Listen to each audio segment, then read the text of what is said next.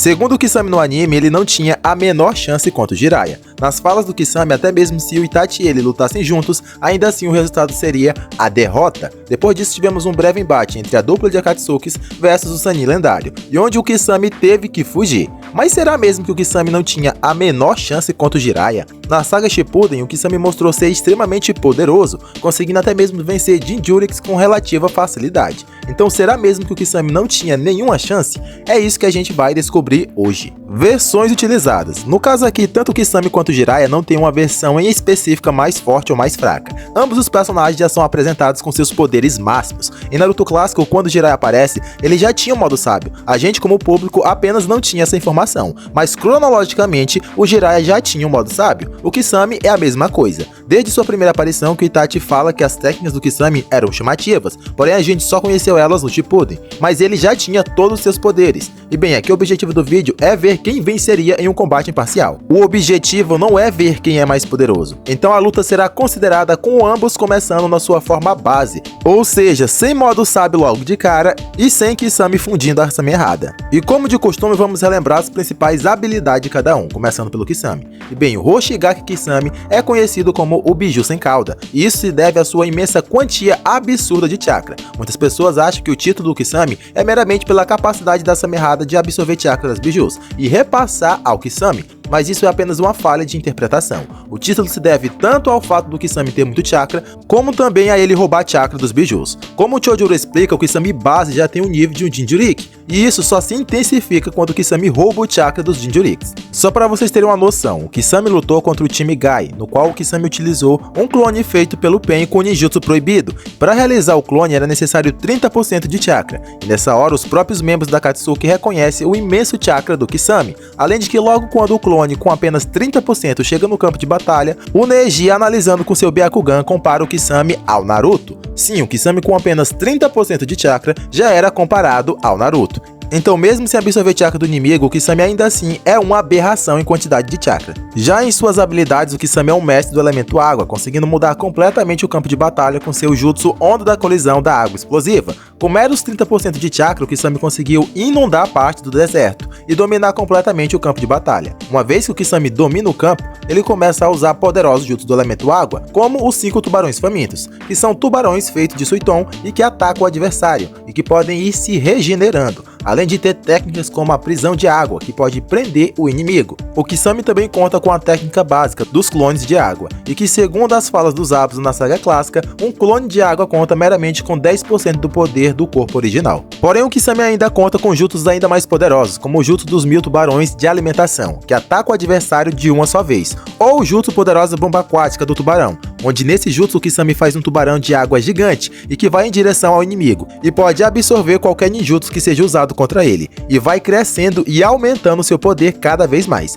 além de também conseguir roubar o chakra do inimigo com sua espada Asami errada, e até mesmo tem a habilidade de se fundir com a espada, e assumindo uma forma híbrida de tubarão em uma forma humanoide. Junto a isso, o Kisame cria uma bolha gigantesca de água que prende o inimigo, e lá dentro o Kisame vira um caçador, e vai destruindo seu adversário aos poucos. Já o Sannin lendário é mestre em invocações de sapos, conseguindo invocar sapos dos mais variados tamanhos e também para as mais diferentes funções. O mestre Jiraiya já mostrou conseguir invocar um sapo que usa armadura e capaz de parar ataque do próprio Kisame, assim como também já invocou sapos gigantes, no qual ele combina seu poderoso jutsu de fogo ao óleo do sapo, o que aumenta o poder destrutivo do jutsu em várias vezes. E além disso, Jiraiya até mesmo consegue invocar o estômago de um sapo do Monte Myoboku, no qual, segundo Jiraiya, ninguém nunca havia sobrevivido. Se formos considerar a cronologia de Boruto, até mesmo o Otsutsuki já entrou dentro desse estômago e levou a pior. E além das poderosas invocações, o Jiraiya conta com 4 das 5 transformações básicas da natureza, além da liberação de Yin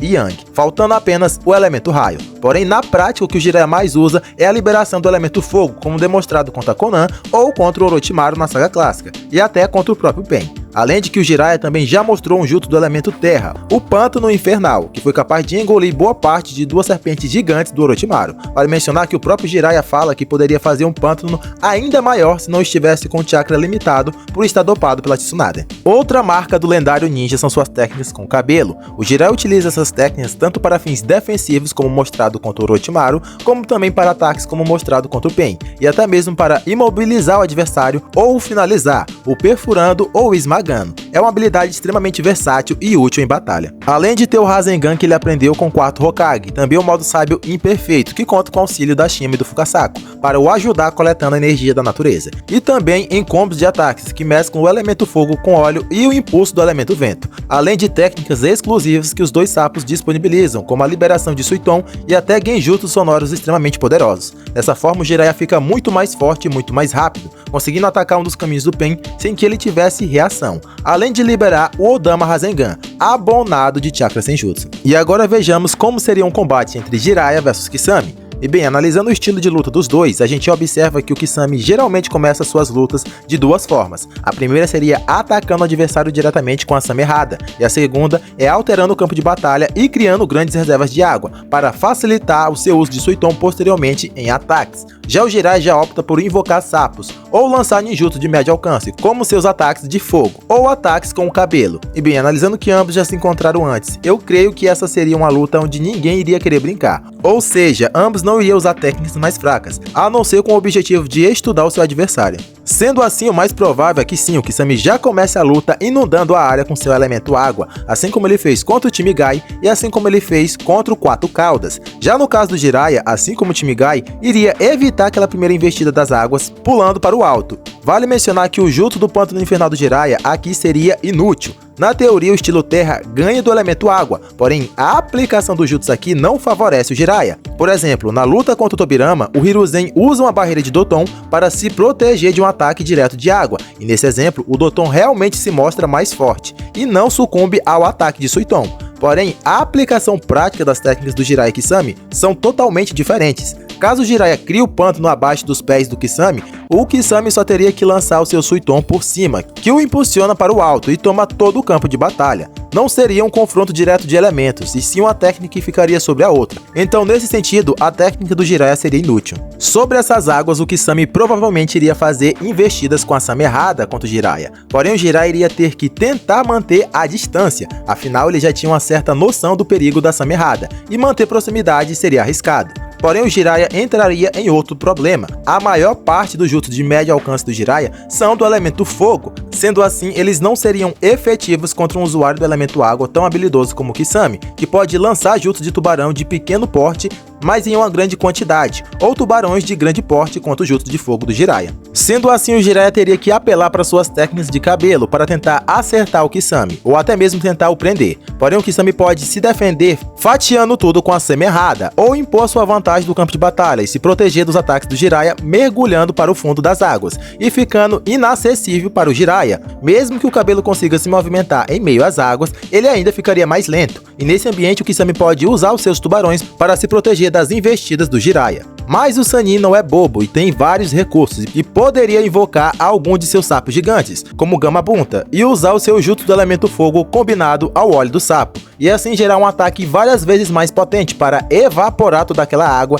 e tirar a vantagem do Kisame. E sim, analisando o que cada um mostrou, um ataque dessa magnitude seria capaz de evaporar uma quantia de água como a que o Kisame usou contra o time do Gai. Porém, nada impede o Kisame de barrar o ataque com seu tubarão gigante, que absorve chakra e fica ainda mais forte. Ou seja, um jutsu de fogo só deixaria o tubarão do Kisame ainda mais forte. E se o Gamabunta usasse o seu jutsu de água, o resultado ainda seria o mesmo. O tubarão do Kisame seria fortificado e iria acertar tanto o Jiraiya como a invocação em cheio. E como o ataque absorve chakra, o Jiraiya e o Gamabunta também não ficariam ilesos. E também iriam perder uma grande quantia de chakra e ficariam seriamente debilitados. Além de que nada impede que o Kisame logo em seguida faça uma liberação de Suiton ainda maior. Aquela lagoa que o Kisame criou no deserto foi apenas com 30% de seu poder, e como o Itachi explicou, as técnicas eram proporcionais à quantia limitada de chakra. Então o Kisame 100% pode não só fazer várias daquelas lagoas em uma mesma luta, como também consegue fazer uma escala bem maior. Grande a ponto de até mesmo conseguir englobar o Gamabunta dentro. Na luta contra o Celebi, o Kisame usou uma liberação de água que engoliu tudo à sua volta, e até mesmo aquele guaxinim gigante ficou minúsculo lá dentro. Quando a gente vai comparar a estatura do Gamabunta de um ser humano e depois comparar com o guaxinim, a gente vê que não é tão diferente.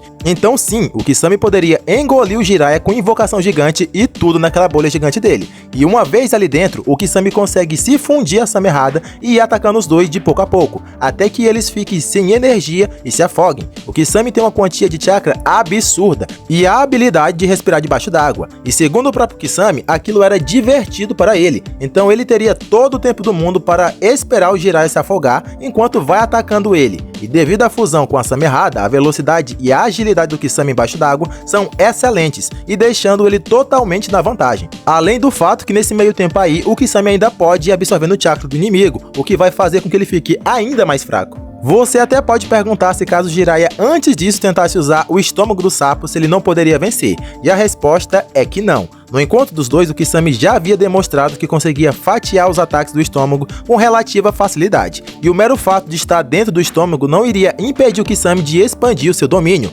Mesmo dentro do estômago, o Kisame poderia criar sua bolha de água e fazer a fusão com a Samerrada, até porque o Kisame já tinha visto o estômago de sapo antes e já entendia como ele funcionava. Então esse truque seria inútil contra o Kisame, que mesmo dentro do estômago ainda conseguiria usar seus jutsus de água, pois ele é quem cria a própria água. Esse jutsu do Jiraiya só seria efetivo se o Kisame fosse dependente da água no ambiente para lutar, mas ele não é. Você também pode se perguntar se o esmagamento com o sapo não faria efeito, e a resposta é que não. Isso até pode ser útil com ninjas de baixo calibre, mas contra ninjas de alto nível, essa técnica é inútil. Ela apenas serve para derrotar inimigos fracos como os Zetsus. Mas contra alguém do nível do Kisame seria algo inútil. É como os cubos do Ishiki, que sempre são usados, mas podem ser facilmente desviados correndo. Mas e o modo sábio? E galera, teve motivos para o modo sábio do Jiraiya não ser usado antes, e o motivo é que o Jiraiya precisa de muito tempo para ativar a transformação. O Jiraiya precisa se afastar e invocar o Fukasaku e a Shima, e como a gente já viu, leva muito tempo até isso acontecer, e obviamente o Kisame não daria abertura para isso. Ah, mas contra o Pen o Jiraiya conseguiu, então por que contra o Kisame ele não conseguiria? E galera, a resposta é óbvia. Até aquele momento o Jiraiya só estava lutando com um único Pen, que era o caminho animal, e que nem sequer estava levando o Jiraiya tão a sério assim.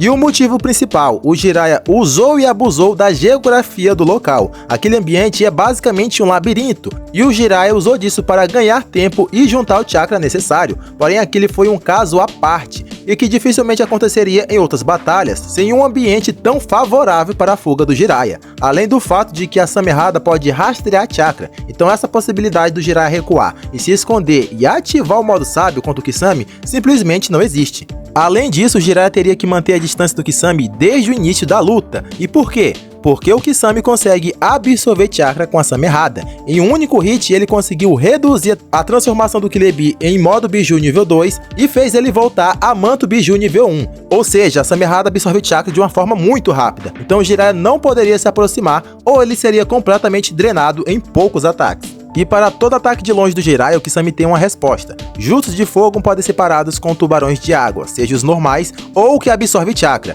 Jutsus com cabelo podem ser desviados correndo sobre a água ou até mergulhando, ou simplesmente cortando eles com a Samerrada, ou criando barreiras com os milhares de tubarões. Já o modo sábio demanda de muito tempo, coisa que o Kisame obviamente não permitiria, e os ataques dentro da boca de sapo podem ser cortados pela Samerrada, e o mero fato de estar lá não impede o Kisame de usar os próprios jutsus, pois ele produz a própria água. E caso o Kisame sofra algum dano, ele ainda pode se regenerar com o chakra roubado, então mesmo que o Kisame sofra um ataque mortal, ele ainda vai conseguir se curar e continuar lutando. Então seria apenas questão de tempo para o Kisame conseguir vencer o Jiraiya tirando o chakra dele pela Samerrada, ou até mesmo com aquele tubarão de água gigante que absorve ninjutsu e chakra e tudo que tiver pela frente, ou simplesmente colocando o Jiraiya dentro daquela bolha de água gigante. Simplesmente não dá para fugir daquilo ali. O Jiraiya não mostrou meios de conseguir cauterar boa parte dos ataques do Kisame, já o Kisame consegue cauterar praticamente tudo que o Jiraiya mostrou. E sobre as falas do Kisame no anime falando que não tanca o Jiraiya, eu sinto informar, mas elas são falas apenas do anime,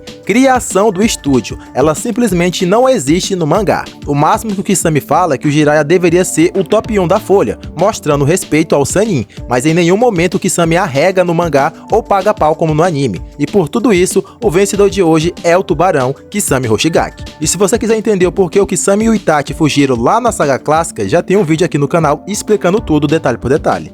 E esse foi o vídeo de hoje, eu vou ficando por aqui, até um próximo vídeo, fui!